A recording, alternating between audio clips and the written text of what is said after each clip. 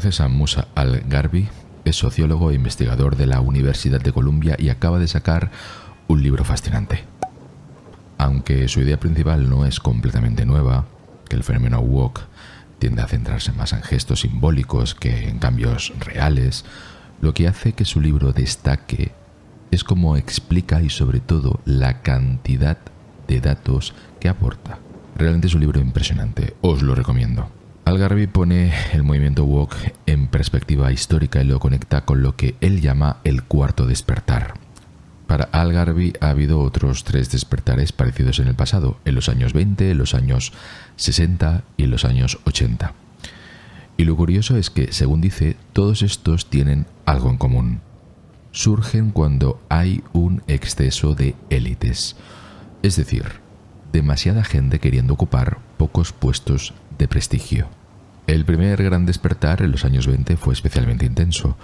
Imagina el contexto.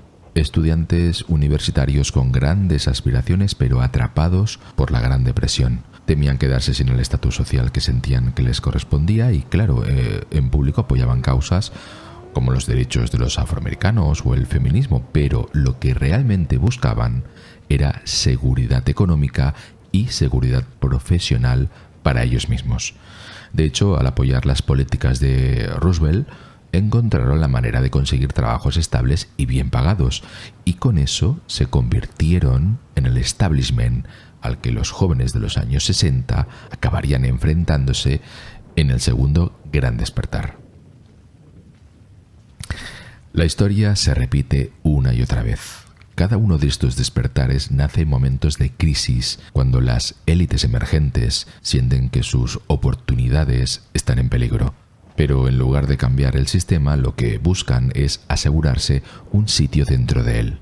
Un ejemplo claro, el movimiento estudiantil contra la guerra de Vietnam creció justo cuando se eliminó la exención del servicio militar para los universitarios. De repente estos jóvenes tenían un problema muy real que querían resolver, y así es como lo hicieron. Y lo mismo pasó con el tercer y cuarto despertar.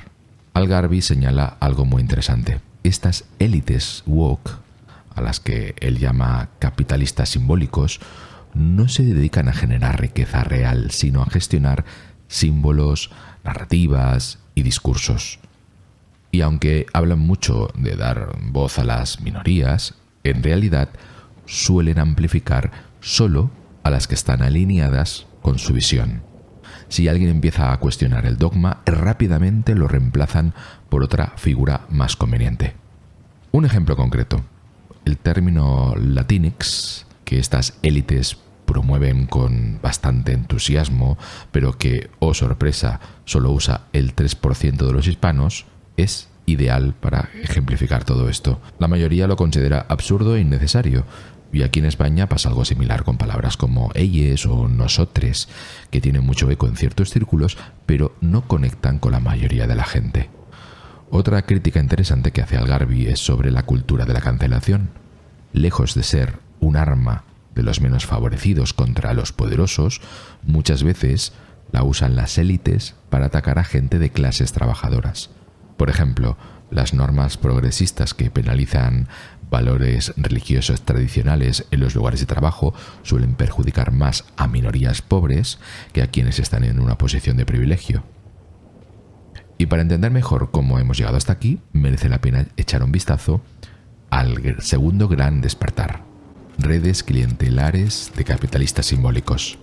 El politólogo James Stimson tiene una observación bastante interesante sobre los cambios culturales de los años 60 y 70 en Estados Unidos. Según él, esos años no fueron el comienzo de una era progresista, como podríamos pensar, sino más bien el final. Stimson señala que en realidad este periodo coincidió con un cambio significativo hacia posiciones más conservadoras en la población general, y ese giro se mantuvo hasta principios de los años 80. Esto es lo que Stimson explica. El progresismo de los años 60, el que inspiró políticas como las de la administración Kennedy y estuvo muy ligado al movimiento por los derechos civiles en sus primeras etapas, no tiene mucho que ver con la contracultura juvenil o las protestas contra la guerra de Vietnam. Esas cosas llegaron después, cuando el impulso político de aquel progresismo ya había perdido fuerza.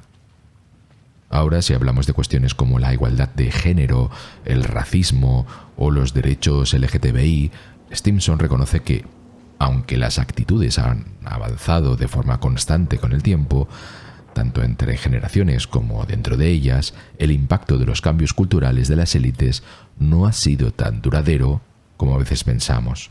Es decir, esos momentos de cambio rápido que vemos en los artículos, en los libros o los ensayos académicos no han transformado profundamente la opinión pública. De hecho, lo que él observa nos da dos claves interesantes. Primero, que las modas culturales o las revoluciones suelen tener un impacto bastante limitado. Muchas veces lo que creemos que es un cambio es más bien un reflejo de algo que ya estaba ocurriendo. Y segundo, que tendemos a sobreestimar cuánto han cambiado las actitudes sociales. Hay una idea extendida de que la gente del pasado era mucho más racista, mucho más misógina y muchísimo más homofóbica de lo que realmente muestran los datos históricos. Por ejemplo, cuando los medios de comunicación o los políticos amplifican ciertos temas, como las tensiones raciales o el racismo, esas preocupaciones suelen alcanzar picos de atención durante un tiempo, pero luego vuelven a niveles normales cuando los focos se dirigen hacia otros asuntos. Y aquí viene algo importante. Según Stimson, los medios, más que moldear la opinión pública, tienden a reflejarla. Lo mismo pasa con la retórica política, que suele responder a lo que ya preocupa al electorado y no al revés. Así que no es como si los medios o los políticos estuvieran reprogramando a la sociedad, sino que la están reflejando. En resumen, estas oleadas de cambio cultural que parecen tan impactantes en el momento no suelen dejar un impacto estructural duradero, ni en las políticas públicas, ni en la distribución de recursos, ni siquiera en las actitudes sociales a gran escala. Lo que realmente cambia es mucho más gradual y tiene que ver con el paso de las generaciones. Unas desaparecen, llegan otras y las tendencias culturales siguen su curso, evolucionando a su propio ritmo. Políticas DEI, el pez que se muerde la cola. Vamos a hablar de las políticas de diversidad e inclusión, las famosas DEI. Si te has fijado, en los últimos años han proliferado un montón de roles relacionados con este ámbito y entender por qué ocurre no es tan simple como parece. Una de las claves tiene que ver con las dinámicas de género que subyacen a esta expansión. Desde el final del segundo gran despertar, las mujeres han pasado a ser mayoría en las universidades, tanto en número de estudiantes como en graduadas. Esto ha dado lugar a una élite emergente predominantemente femenina. ¿Y qué pasa cuando hay más aspirantes que puestos de prestigio disponibles? Pues que surgen roles como los de la diversidad e inclusión, que actúan como una especie de válvula de escape laboral. Trabajos bien remunerados, con cierto prestigio y que, curiosamente, están ocupados mayoritariamente por mujeres. Algunos lo ven como un puerto seguro dentro del agitado mar del capitalismo simbólico, es decir, ofrecen refugio profesional a personas que, de otro modo, quizá quedarían fuera de las profesiones más tradicionales. Pero aquí está el punto. Estos roles no transforman el océano social en su conjunto, más bien crean pequeñas islas de privilegio, mientras que las grandes corrientes de desigualdad permanecen prácticamente intactas. Mary Harrington lo explica muy bien en su libro Feminists Against Progress.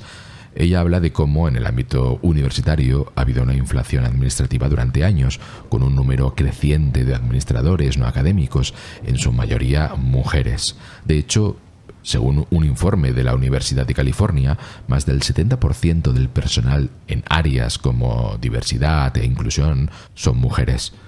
Además, estas posiciones se han vuelto cada vez más simbióticas con el activismo estudiantil, que ha pasado de centrarse en cuestiones materiales a centrarse en la regulación burocrática de la identidad y las relaciones personales. Harrington describe esta tendencia como una especie de plan de trabajos para chicas, donde los roles administrativos no académicos se feminizan y se convierten en una especie de salida profesional para muchas graduadas.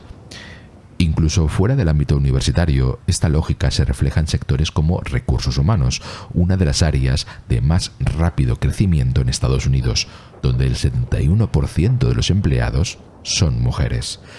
Y dentro de este campo, el mayor crecimiento se da en la diversidad y la inclusión. Ahora bien, ofrecer estos puestos no es algo intrínsecamente malo. Es más, nadie diría que sería mejor que estas personas estuvieran desempleadas. Pero el problema viene cuando nos preguntamos ¿qué impacto real están teniendo estas políticas? ¿Están reduciendo realmente la desigualdad o simplemente maquillándola? La evidencia sugiere lo segundo. Muchos programas de diversidad han demostrado ser ineficaces a la hora de alcanzar sus objetivos. Y lo más llamativo es que mientras estas políticas crecen, la desigualdad social también aumenta. Los entornos donde estos profesionales tienen más influencia, como las profesiones simbólicas o los centros de poder cultural, son de los más excluyentes y jerárquicos. Es como si estas políticas no estuvieran cambiando nada estructural, solo perpetuando las dinámicas de siempre. Y aquí está la ironía. Los problemas sociales que estas políticas intentan abordar suelen convertirse en justificación para expandirlas. En lugar de asumir que la falta de progreso podría significar que algo no está funcionando, se utiliza como excusa para dar más recursos y poder a los profesionales de DEI. Es un círculo vicioso que, en el fondo, beneficia a las élites. Las instituciones pueden decir que están comprometidas con la justicia social mientras mantienen intacto el statu quo. Además, la proliferación de estas políticas tiene otra consecuencia inquietante. Amplía el control y la vigilancia sobre la fuerza laboral. Aunque no sea algo planeado de forma consciente, este control disciplinario es una de las funciones más significativas que desempeñan los profesionales de DEI. Básicamente es como si el sistema hubiera encontrado en estas políticas una herramienta perfecta para mantener las cosas como están, mientras aparenta cuestionarlas. En resumen, aunque estos programas pueden parecer un paso hacia un mundo más justo, su impacto real como motor de cambio social es, cuando menos, dudoso. ¿Estamos ante un avance genuino o solo ante un decorado muy costoso en el escenario de siempre? Los fracasos siempre son éxitos para el revolucionario. Esta dinámica de los despertares no es algo nuevo. Si lo piensas, ocurre en mayor o menor medida en prácticamente cualquier revolución. Como decíamos antes, estos movimientos suelen surgir cuando hay una sobreproducción de élites, básicamente demasiada gente con aspiraciones, pero sin acceso al poder. Pero aquí está el detalle interesante. Estas revoluciones empiezan a perder fuerza en cuanto suficientes descontentos logran colarse en el sistema o ven que sus perspectivas mejoran un poco. Lo curioso es que esta parte de la historia, aunque es muy importante, casi nunca es el foco de atención de los relatos históricos. Normalmente lo que suele analizarse es por qué la revolución fracasó y qué ajustes podrían garantizar su éxito en el futuro. Estas teorías del fracaso, como las llaman algunos, no solo reinterpretan lo que pasó, sino que terminan moldeando los movimientos sociales que vendrán después. En otras palabras, las revoluciones nunca terminan del todo, simplemente cambian de forma o añaden nuevos matices. Y esto tiene una razón muy sencilla: rebelarse vende. Como dice el filósofo Joseph Heath, la revolución acaba siendo un lujo, una especie de consumo conspicuo, algo parecido a comprarte un bolso caro o un vino exclusivo. Es una manera de diferenciarte, de mostrarte especial, de ser especial. Mira el caso del marxismo. Surgió como un marco revolucionario durante el primer gran despertar y llamó especialmente la atención de los capitalistas simbólicos, aunque nunca llegó a conectar del todo con la clase trabajadora. Marx planteó algo muy potente. Decía que la burguesía, que al principio había impulsado la libertad y la prosperidad, se había convertido en una clase explotadora. Su crítica no iba tanto de buscar igualdad absoluta, sino de señalar la injusticia de un sistema donde los trabajadores se llevan la peor parte mientras los capitalistas acumulan riqueza sin hacer el trabajo duro. La idea de Marx era que el comunismo debía liberar el potencial humano, alineando las recompensas con el valor real que cada uno aporta. Pero aquí viene el punto conflictivo. Confiaba en que una élite epistémica y moral, como él mismo la llamaba, lideraría esta transformación. Y esto no gustó nada a algunos de sus contemporáneos, como por ejemplo Bakunin, quien ya advertía que ningún grupo con poder absoluto iba a ser inmune a la corrupción. De hecho, Bakunin decía algo muy gráfico: si tomas al revolucionario más apasionado y le das poder absoluto, en un año será peor que el propio zar. La historia, por cierto, le dio la razón más de una vez. Y aún así seguimos confiando en los revolucionarios. Incluso confiamos en nosotros mismos cuando asumimos ese papel. Desde el primer gran despertar hasta ahora, los capitalistas simbólicos han cultivado esta imagen de ser los guardianes de la sabiduría y del bien común. Se ven a sí mismos como inmunes a la corrupción y al egoísmo que afecta al resto de la humanidad. Con esta autopercepción no es de extrañar que el marxismo, con su énfasis en una revolución liderada por una élite moral, haya sido tan atractivo para ellos. Pero también explica por qué la clase trabajadora, más escéptica, nunca lo abrazó del todo. Al fin y al cabo, ¿quién confiaría en un grupo que promete justicia concentrando más poder en sus propias manos?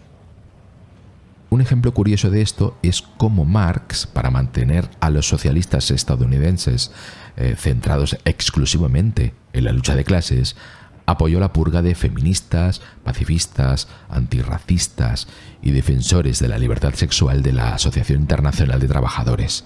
Sin embargo, después de su muerte, durante el primer despertar, sus ideas fueron reinterpretadas por muchos de sus seguidores para incluir otras causas sociales. Así fue como el comunismo empezó a mezclarse con otras luchas para la justicia social y la igualdad.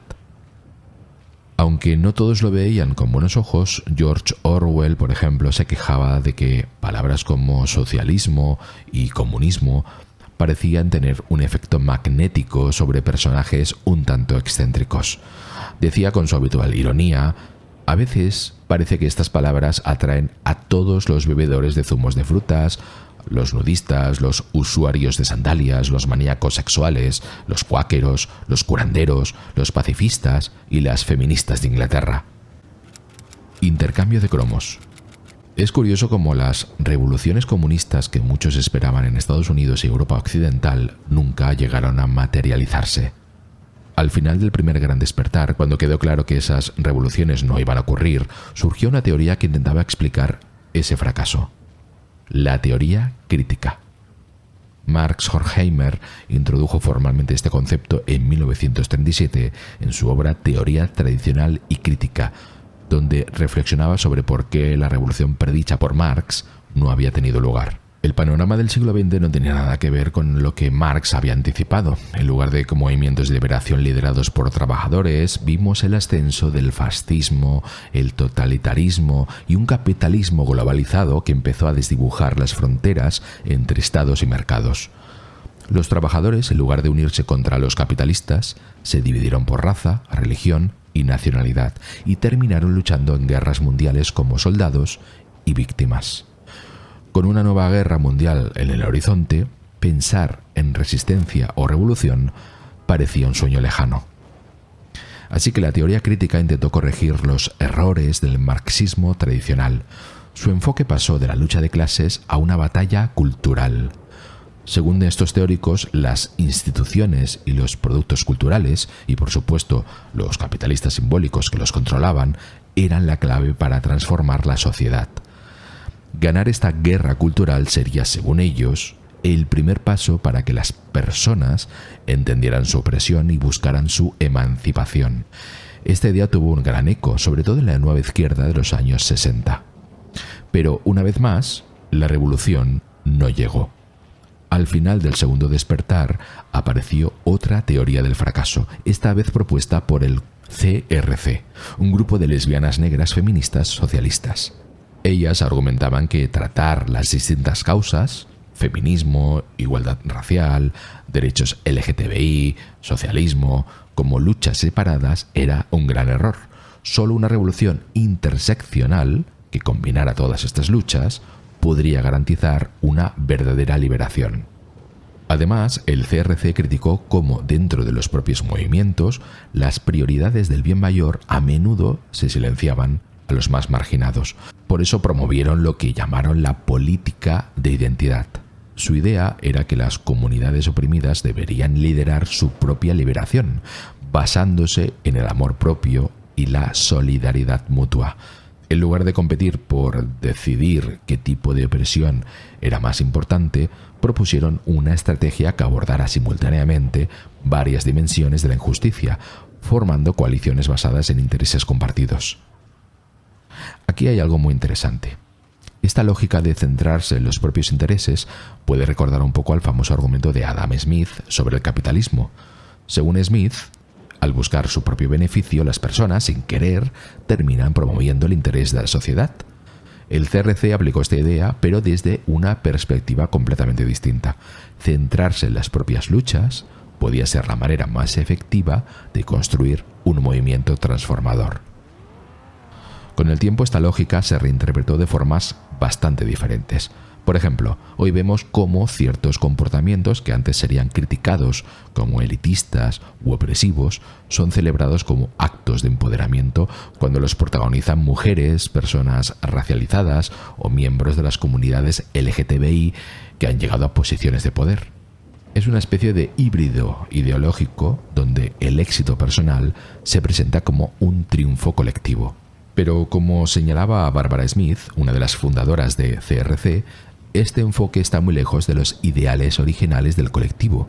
Si lo pensamos como un río, las ideas del CRC empezaron fluyendo hacia la emancipación colectiva, pero en algún punto ese cauce se dividió.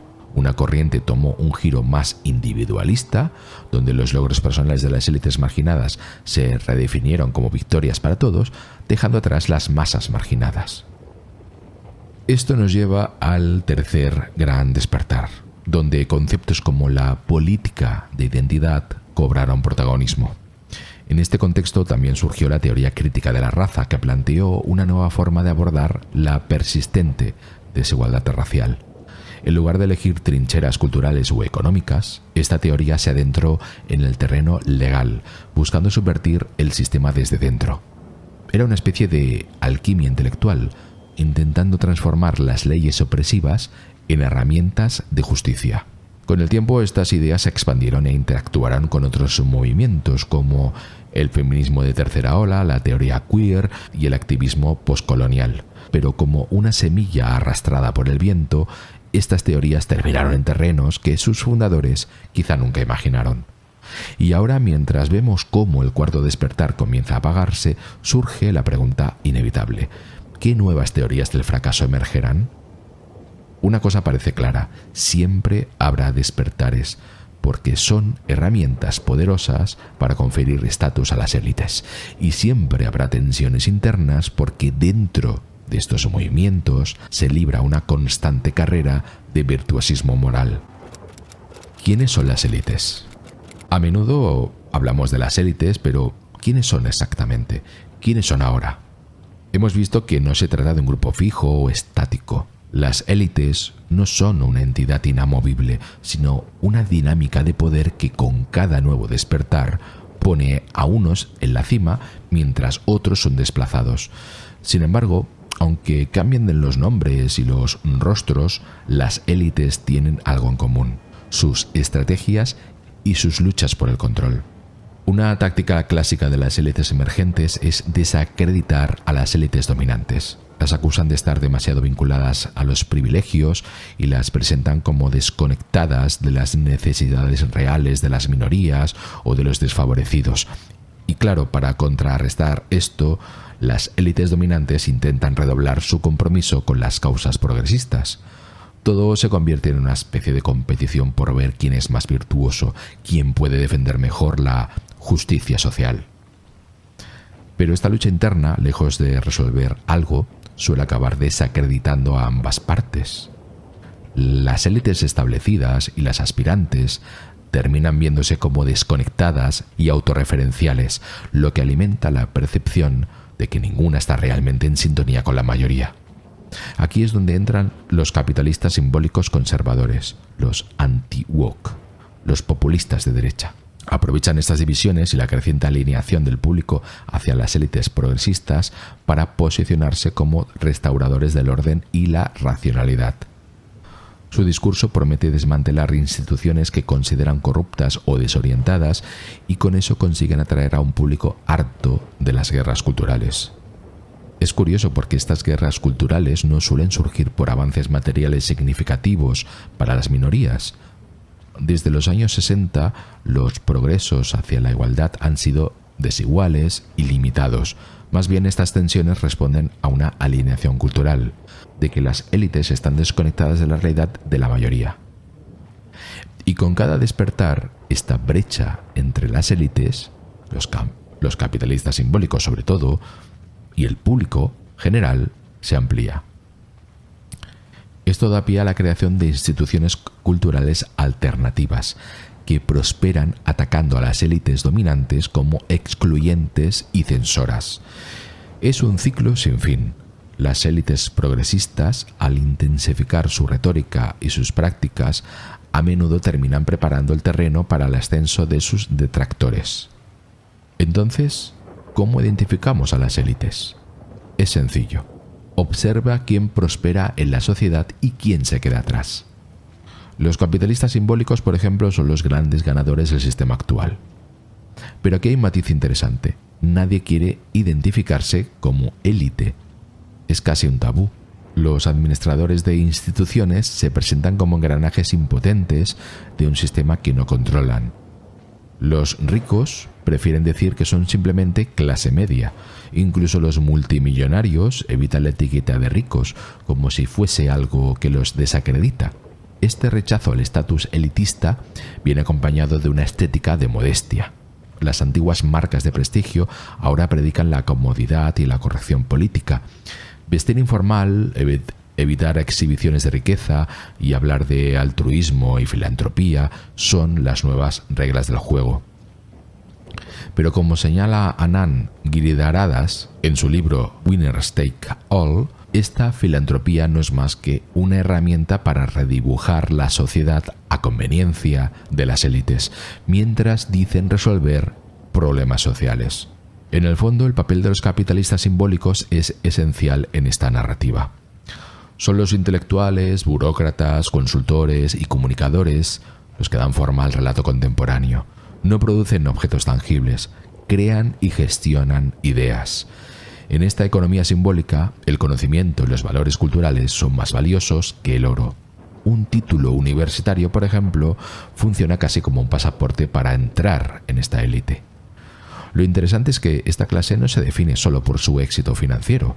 Lo que realmente les une es su capital cultural, su capacidad para navegar en un mundo que premia la innovación, el pensamiento crítico y la conciencia social. Desde el abogado que puede pagar colegios de élite hasta el guionista desempleado que gasta en tomates orgánicos en Whole Foods, todos comparten un lenguaje cultural común. Lo que consumen, cómo lo consumen y lo que representan esos actos de consumo son símbolos de su identidad. David Brooks hablaba de los bobos, esos burgueses bohemios que luchaban por reconciliar su riqueza con sus ideales contraculturales, pero hoy la clase aspiracional no parece tener esa tensión.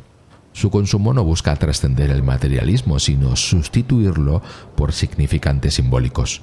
No importa si se trata de un mercado de agricultores en lugar de un supermercado o de una bolsa de lona con un mensaje político, todo es parte del mismo ethos. Vivir una vida informada guiada por valores conscientes. Al final, los capitalistas simbólicos son los mediadores entre las superélites y el resto de la sociedad. Diseñan y justifican las políticas que estructuran el sistema, mientras blanquean la reputación de las élites y se presentan como imparciales. Pero no nos engañemos, ellos también tienen sus propios intereses y prioridades. A veces incluso entran en conflicto con los más poderosos, usando su posición para consolidar su propio poder, aunque sea entre bastidores. Lo paradójico es que esta clase rara vez se reconoce como élite. Su influencia es inmensa, pero prefieren verse como simples técnicos del sistema, como si estuvieran atrapados en el mismo engranaje que todos los demás. Y aquí radica su poder. en esa ambivalencia. Son los albañiles del palacio, los que construyen las narrativas que sostienen el sistema mientras critican sus excesos. La nueva aristocracia. Hablamos mucho del famoso 1%, los multimillonarios, los plutócratas, esa cúspide de la desigualdad. Pero, ¿y si te dijera que el verdadero problema no está solo ahí? Deberíamos fijarnos también en el 20% superior. Ese quintil privilegiado que acumula no solo recursos económicos, sino también el capital simbólico que define lo que significa tener éxito en nuestra sociedad. Este grupo, que incluye a los llamados capitalistas simbólicos, no solo disfruta de los beneficios del sistema, sino que actúa como los arquitectos silenciosos de un orden que perpetúa las desigualdades. Mientras el foco sigue en los multimillonarios, este 20% construye y refuerza las barreras que impiden la movilidad social para el resto. Richard Reeves, en su libro Dream Hoarders, lo explica muy bien. Habla de algo que llama el acaparamiento de oportunidades. Las familias de la clase media alta, en su esfuerzo por mantener su posición, han asegurado un control desproporcionado sobre recursos clave como la educación de calidad y las redes profesionales. Este fenómeno consolida su lugar en la escalada oficial y dificulta enormemente que otros asciendan. Es como una nueva aristocracia. No heredan títulos nobiliarios, pero sí privilegios culturales y materiales que, en la práctica, funcionan como puertas cerradas para la mayoría. Y esto tiene un impacto muy real en las desigualdades raciales. Según Reeves, si este acaparamiento de oportunidades no existiera, la brecha de ingresos entre blancos y negros en Estados Unidos podría haberse reducido un 30% en las últimas 5 décadas. Es sin duda un dato demoledor, pero aquí está lo más interesante. Este quintil superior no actúa de forma descarada o visible, no construye sus privilegios con grandes gestos, sino con pequeñas acciones persistentes, como un susurro constante en la maquinaria social. Aseguran que el ascensor de la movilidad social suba muy poco y baje aún menos. Mientras tanto, el discurso público sigue obsesionado con el 1%, dejando a este grupo en una posición cómoda y poco cuestionada. El filósofo Roberto Mangabeira Unger tiene un enfoque fascinante sobre esto en su libro The Knowledge Economy. Según él, para entender cómo funciona realmente una sociedad, no basta con mirar las cifras como el PIB o el empleo. Tenemos que observar cuál es el sector que está transformando nuestras formas de vivir, trabajar y relacionarnos. Y hoy ese sector es la economía del conocimiento, o lo que podríamos llamar economía simbólica. Pensemos en las grandes revoluciones de la historia. La revolución agrícola no solo cambió cómo producíamos alimentos, transformó toda nuestra sociedad estructuralmente. Los cazadores-recolectores se volvieron sedentarios, formaron comunidades más complejas y crearon jerarquías de poder. Lo mismo ocurrió con la revolución industrial. No solo se trató de fabricar bienes, sino que también reorganizó las ciudades, las relaciones laborales y nuestras dinámicas sociales. Hoy estamos viviendo algo parecido con la economía simbólica. En este nuevo paradigma, las ideas y el conocimiento han sustituido a los objetos físicos como principal bien de intercambio. Es una transformación profunda que no solo afecta al trabajo, sino también a cómo entendemos el mundo, a nuestras prioridades, a nuestras interacciones. En esta economía, los capitalistas simbólicos y la clase creativa ocupan posiciones clave. Controlan los flujos de información, de ideas, y con ello moldean tanto la economía como nuestra cultura y nuestras estructuras de poder. Pero aquí está el quid de la cuestión. Este nuevo orden no solo es económico, es cultural, social, casi existencial.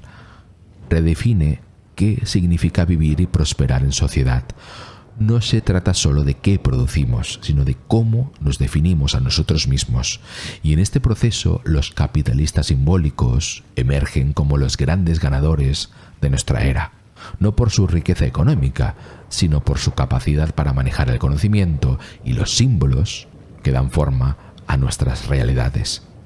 En resumen, mientras seguimos mirando hacia arriba, hacia el 1%, sería interesante dirigir también nuestra atención hacia ese quintil superior, porque aunque su poder sea más sutil, son ellos quienes construyen las narrativas y las estructuras que refuerzan las desigualdades.